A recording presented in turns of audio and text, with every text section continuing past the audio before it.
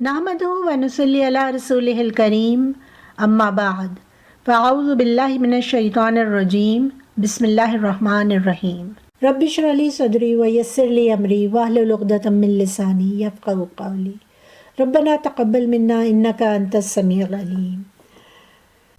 دنیا ایک examination hall ہے، امتحان کا مرکز ہے جہاں آئے دن ہمارا ٹیسٹ ہو رہا ہوتا ہے۔ ضرورت اس بات کی ہے کہ ہم میں سے ہر کوئی اپنے اپنے انفرادی ٹیسٹ کو، اس ڈسٹنکٹیو میٹر کو پہچاننے کی کوشش کرے جہاں وہ آزمایا جا رہا ہے اور اس میں سرخرو ہونے کی جدوجہد کرے، اور اگر کوئی غلطی ہوئی ہو تو دل سے اللہ کے حضور توبہ کرے اور اصلاح کرے۔ بے شک اللہ غفور الرحیم ہے، اس نے اپنی رحمت کے دروازے کھول رکھے ہیں۔ اللہ فرماتا ہے سورہ انعام آیت نمبر 54 میں، اور جب آپ کے پاس یعنی رسول اللہ صلی اللہ علیہ وآلہ وسلم کے پاس وہ لوگ آئیں جو ہماری آیتوں پر ایمان رکھتے ہیں تو آپ فرمائیں کہ تم پر سلام ہو، تمہارے رب نے اپنی ذات پر رحمت لازم کر لی ہے، سو تم میں سے جو شخص نادانی سے کوئی برائی کر بیٹھے پھر اس کے بعد توبہ کر لے اور اصلاح کر لے تو بے شک وہ بڑا بخشنے والا، بہت رحم فرمانے والا ہے۔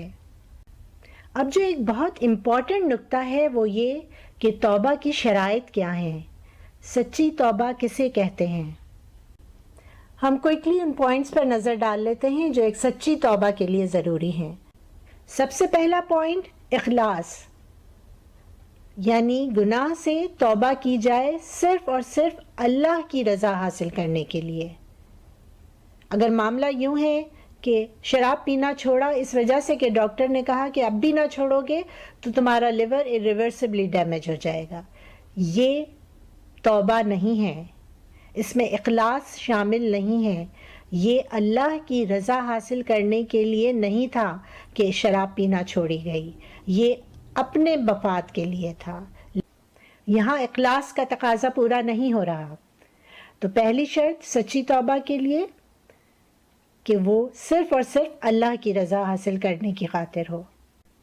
دوسری کنڈیشن ریگریٹ، پشیمانی، فیلنگ ریمورس یا گلٹ کہ آپ سے گناہ سرزد ہوا ہے۔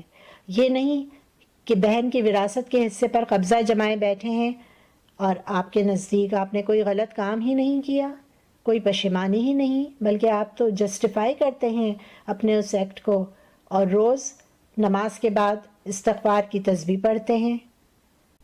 جس غلط کام کی پشیمانی ہی نہیں، جس کے حوالے سے ریئلائزیشن ہی نہیں کہ کوئی گناہ ہوا ہے، تو اس کی توبہ کیسی ہوگی؟ تو دوسری شرط کہ آپ اپنے گناہ پر نادم ہوں، پشیمان ہوں، گلٹ فیل کریں کہ آپ سے یہ قصور ہو گیا ہے۔ رسول اللہ صلی اللہ علیہ وآلہ وسلم نے فرمایا ریگریٹ از ریپینٹنس۔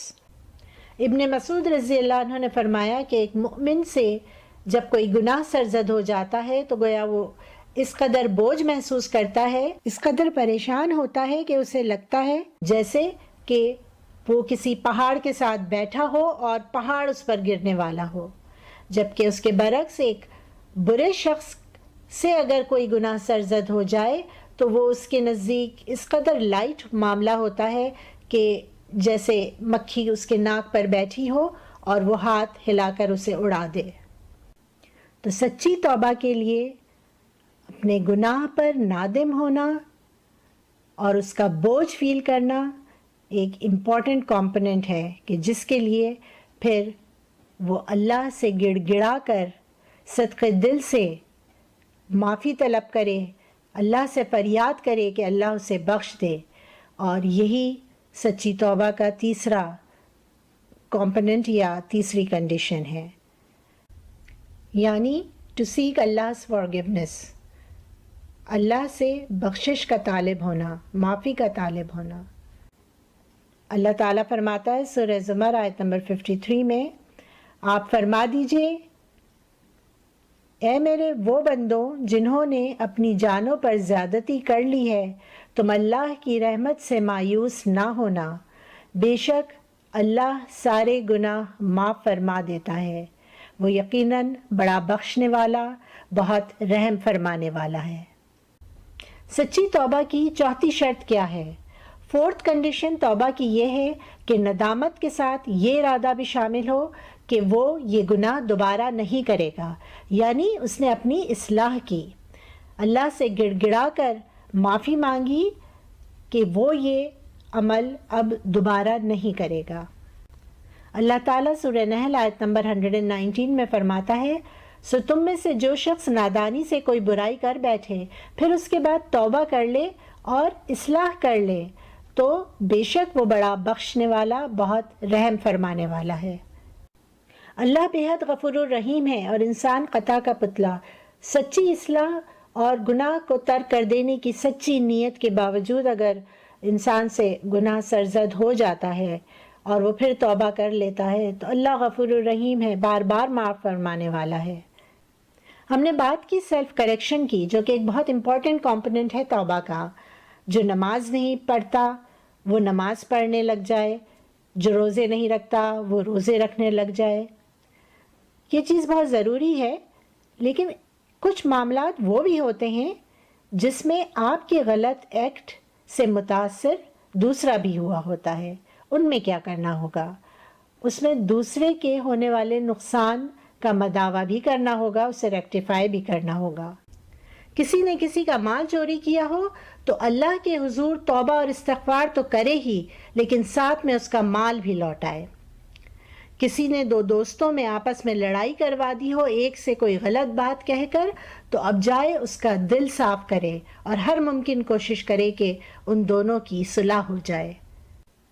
6th کنڈیشن توبہ کی کیا ہے؟ One must make توبہ before the time for توبہ comes to an end۔ توبہ کا وقت ختم ہونے سے پہلے توبہ کی جائے۔ اور توبہ کا وقت کب ختم ہوتا ہے؟ قیامت کی بڑی نشانیوں میں سے جب یہ نشانی پوری ہو جائے کہ سورج مغرب سے طلوع ہو جائے تو پھر اس کے بعد کوئی توبہ نہیں۔ حدیث شریف میں آتا ہے، رسول اللہ صلی اللہ علیہ وآلہ وسلم نے فرمایا، Allah spreads out his hand at night to accept the repentance of the one who sinned during the day, and he spreads out his hand by day to accept the repentance of the one who sinned during the night, until the sun rises from the west۔ اور دوسرے، جب انسان پر موت کا وقت آ پہنچے تو اس کی توبہ قبول نہیں ہوتی۔ سورہ نساء آیت نمبر 18 میں اللہ فرماتا ہے، مگر ان لوگوں کی کوئی توبہ نہیں جو برے کام کرتے ہیں، یہاں تک کہ جب ان میں سے کسی کی موت آ پہنچتی ہے تو وہ کہتا ہے، اب میں توبہ کرتا ہوں، اور نہ ان کی جو کافر ہی مر جاتے ہیں، ان کے لیے ہم نے دردناک عذاب تیار کر رکھا ہے۔ فرعون نے کیا کیا؟ جب وہ ڈوبنے لگا اور اسے اس کی موت نظر آ گئی تو کہنے لگا، میں اس پر ایمان لے آیا کہ کوئی معبود نہیں سوائے اس کے جس پر بنی اسرائیل ایمان لائے ہیں، اور میں مسلمانوں میں سے ہوں۔ لیکن اب بہت دیر ہو چکی تھی، اس کی موت کا وقت آ پہنچا تھا اور اس کے بعد کوئی توبہ نہیں ہوتی۔ حسن حدیث ہے ترمذی شریف میں، رسول اللہ صلی اللہ علیہ وآلہ وسلم نے فرمایا، اللہ will accept the repentance of his slave so long as the death rattle has not yet reached his throat۔ لہٰذا توبہ کرنے میں تاخیر نہیں کرنی چاہیے۔ سورہ آل عمران میں آیت نمبر 133 میں اللہ تعالیٰ فرماتا ہے، اور اپنے رب کی بخشش اور جنت کی طرف تیزی سے بڑھو، جس کی وسعت ایسی ہے جیسے سب آسمان اور زمین، جو پرہیزگاروں کے لیے تیار کی گئی ہے۔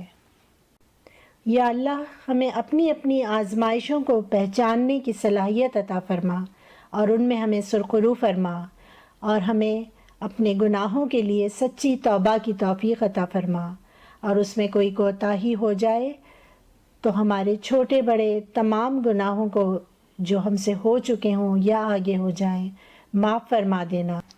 اللہم انی اعوذ بک من عذاب جہنم ومن عذاب القبر ومن فتنۃ المحیا والممات ومن شر فتنۃ المسیح الدجال۔ یا اللہ، میں تیری پناہ مانگتی ہوں عذاب جہنم سے اور عذاب قبر سے اور زندگی اور موت کی آزمائش سے اور فتنہ مسیح دجال کے شر سے۔ یا اللہ ہم سب کے حق میں یہ دعا اور یہ دعائیں قبول فرما۔ سبحانک اللہم و بحمدک اشہد ان لا الہ الا انت استغفرک و اتوب الیک۔